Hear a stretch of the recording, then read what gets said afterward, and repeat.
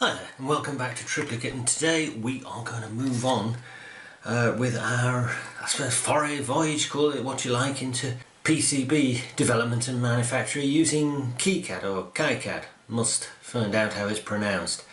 And the project we have chosen, well I've chosen, is our battery charger tester.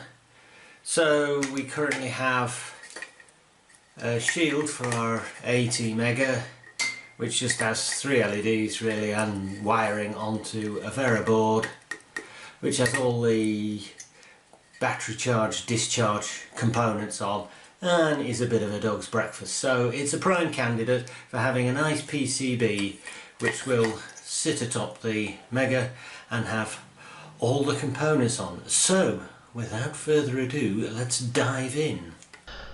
Okay, so this is the circuit I've been working from. This is drawn using LibreOffice Draw, so it's just graphics.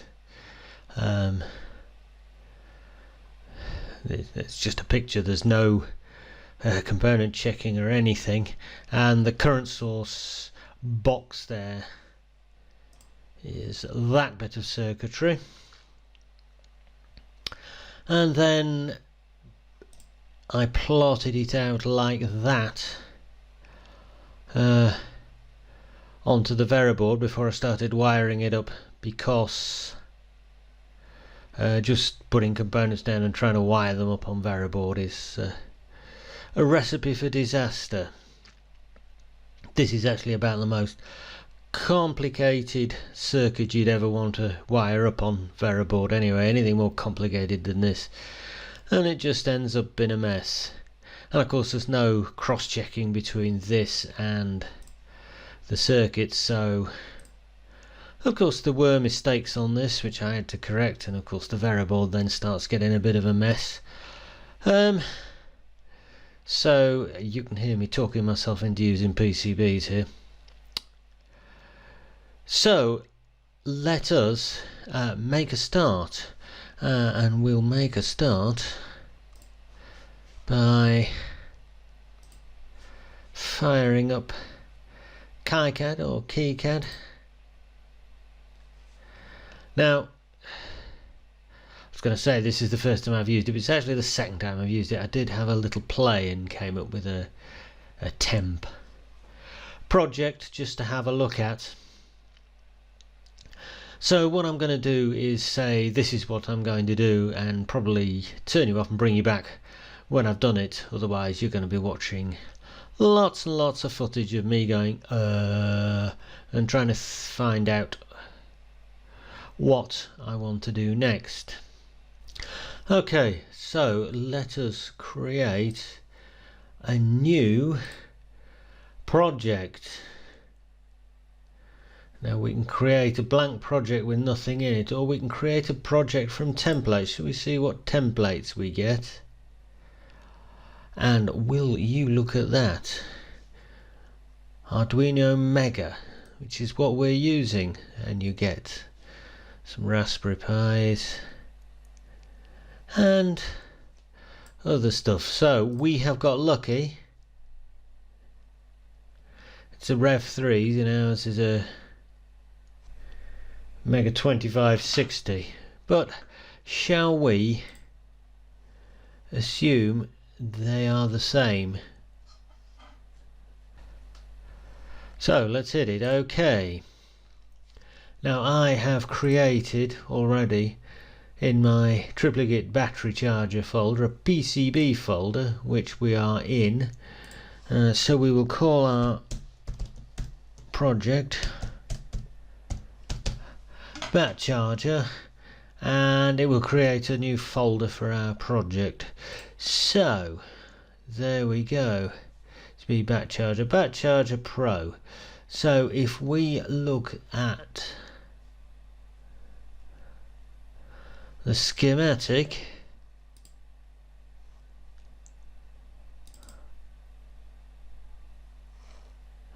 there we go, we've got a schematic and it's got just the connectors on, which is all we want. And if we look at the PCB, which is that one, I believe.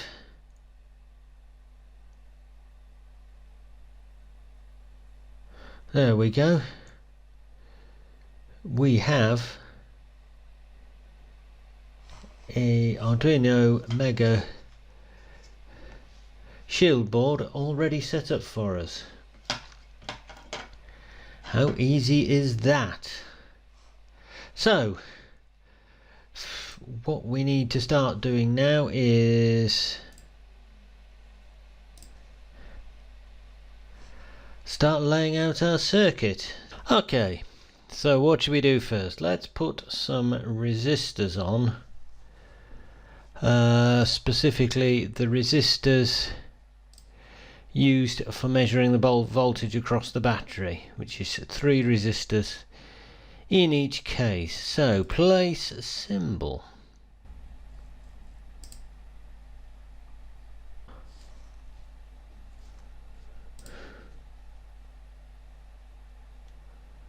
Okay. Hope it doesn't do this every time. Recently used. R. Should we put R? See what it comes up with. R. Resistor. Yay. Okay. Well.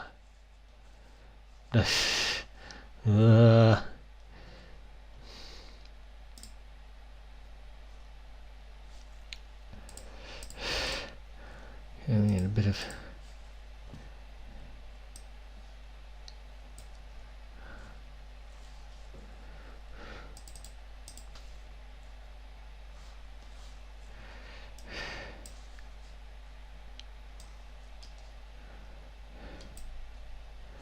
so if I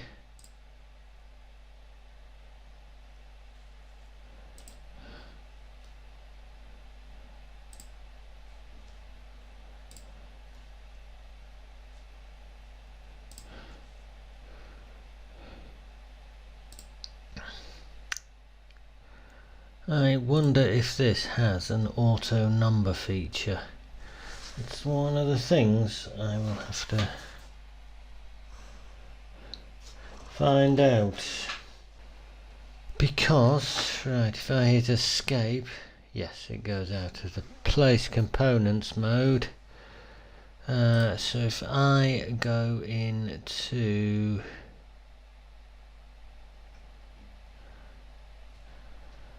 properties, edit reference, U R1.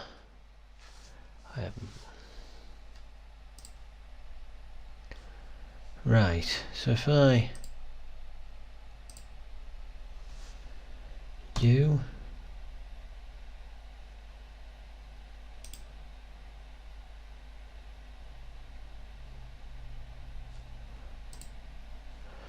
edit reference again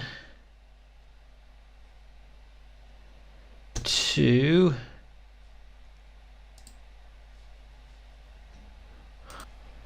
and so on, you get the picture. Right, let's edit the value.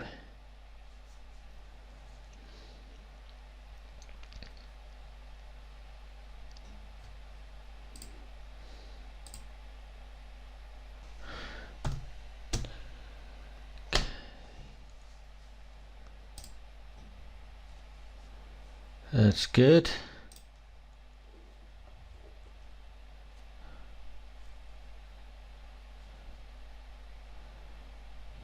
Edit value 82k. You get the idea. No, except that's wrong. Right. Okay. So we got some resistors. The bottom of the bottom ones needs to be connected to ground, so we will add a ground symbol, power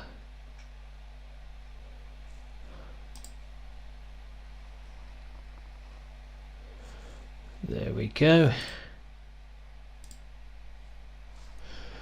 And now we will put some wires in. So that is the little tool for adding wires. So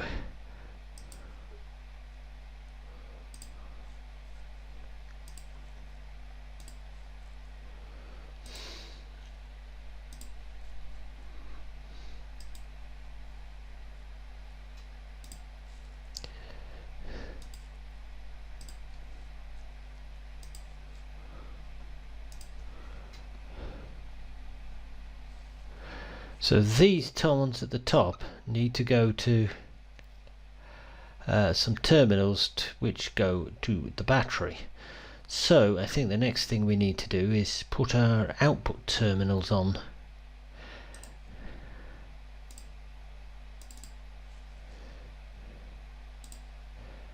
And we will just put aside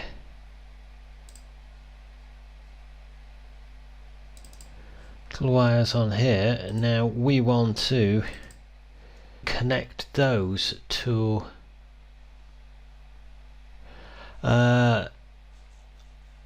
these on here, A0, A1, A2 and A3. Now we should be able to tell it to connect to those nets and put a label on, so we don't have to run traces all the way across the board and muddle things up.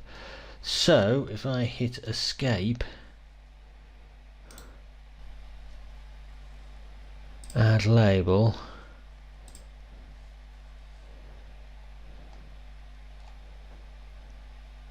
where are we? A0, okay,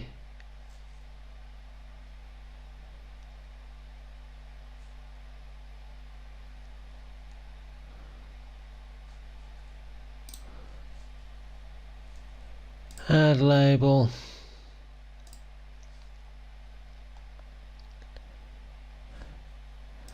A1, okay,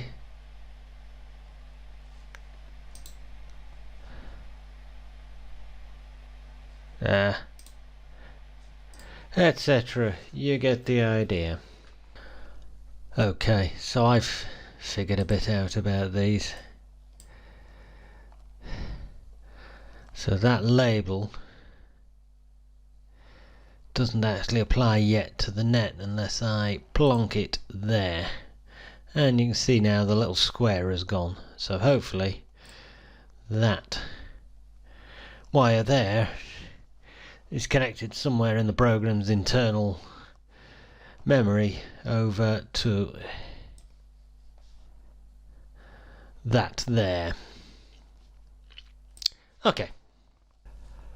Okay, so I have got on and basically completed the circuit, and once you get into it, it's quite easy to use, and some nice things like the relay.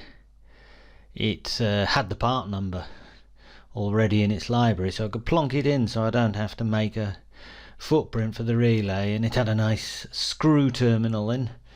That's a pretty drawing. So that's nice. The screw terminal for the connections off the board to the battery and the power supplies. Okay, and it is logical and straightforward once you get into it. So let's say we want to put another part in. We just collect that, click, and unfortunately it's put that in the other screen. Put something in. Let's put a buzzer in just for the sheer hell of it. We are, I hasten to add, going to get rid of it. So we plonk it in there and it's done. And we can, so this is slightly, I don't know, annoying, but it's something that Easy PC had. When you put a new component in, the reference, it would automatically assign a number one more than the last, whereas this, okay, you just right click on it and you've got menus here, so we can move the reference somewhere else, which is useful. decluttering it, and we can edit the reference, so that's BZ1. And if we wanted to move the value, we can move the value, and we can edit the value, so we could put some part number in if we had one, and then we can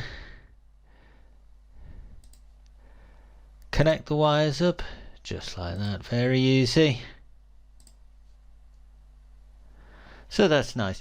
And if we want to move this component, one thing I did note, if you actually put move in, it'll move it and not bring the wires with it. So if I undo that, there we go, we have to drag, which will drag the wires in it with it.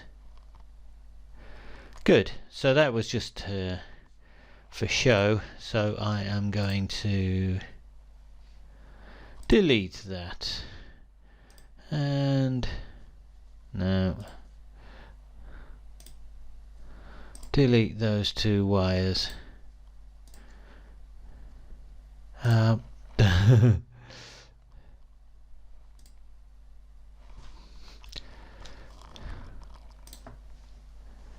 Don't know what I did. I got into drag wire instead of delete wire.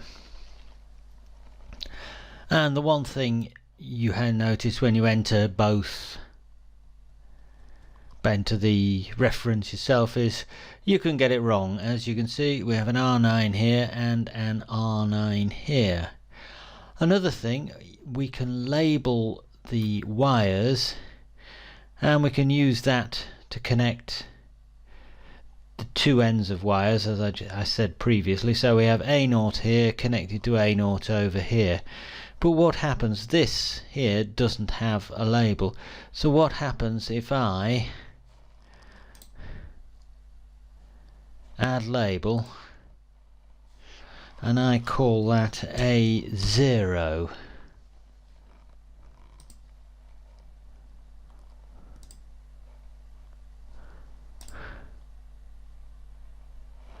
And again, it's not.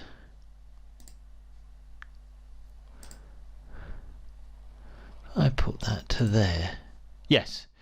So now is that A0 connected to that A0?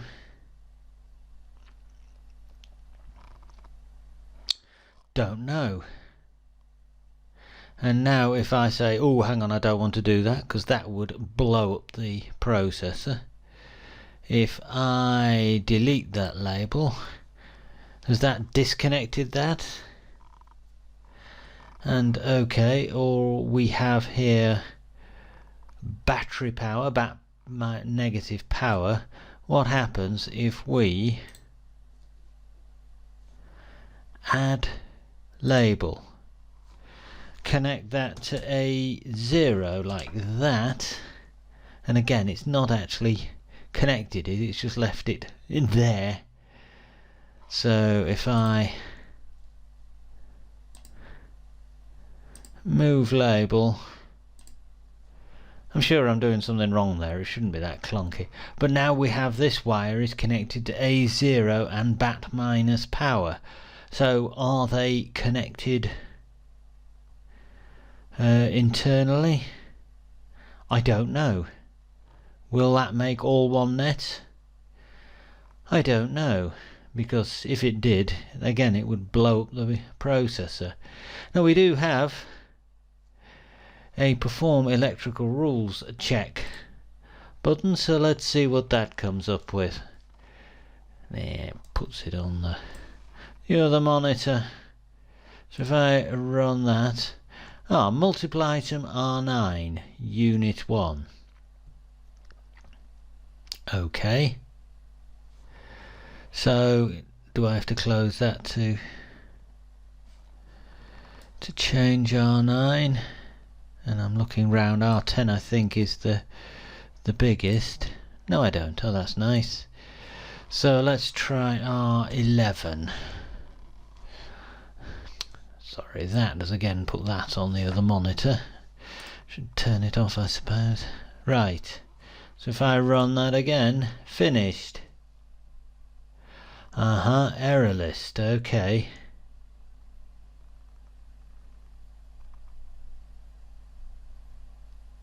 Pin not connected. Alright, so that's good, it's found all those not connected pins. And there's a lot of those. I will use the no collection flag on all those and see if I can get rid of them. And then we will have another look.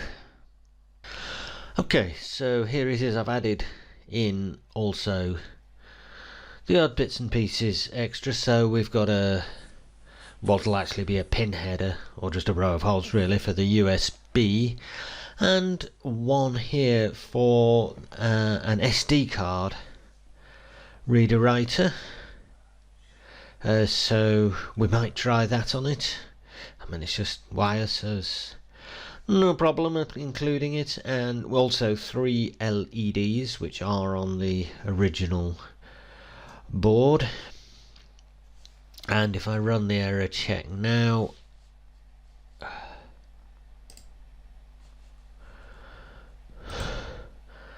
I get those 3, which it expects every net to have one output pin and the rest input pins, but like things like ground, well, don't know. So I'm ignoring those for now. And I think this video is actually long enough already, so I'm going to finish there, and in a new video I'm going to go on to trying to put that on, actually lay out the PCB. I am pretty happy so far with KiCad. It seems to do the job. The only criticism I have is the problem with it allowing you to connect nets together accidentally. So I shall just have to check for that. I haven't really checked this at all as yet. So until then, subscribe, comment, thumbs up if you found it interesting, and until the next one, it's goodbye from Tripplikit, home of interesting electronics. Goodbye.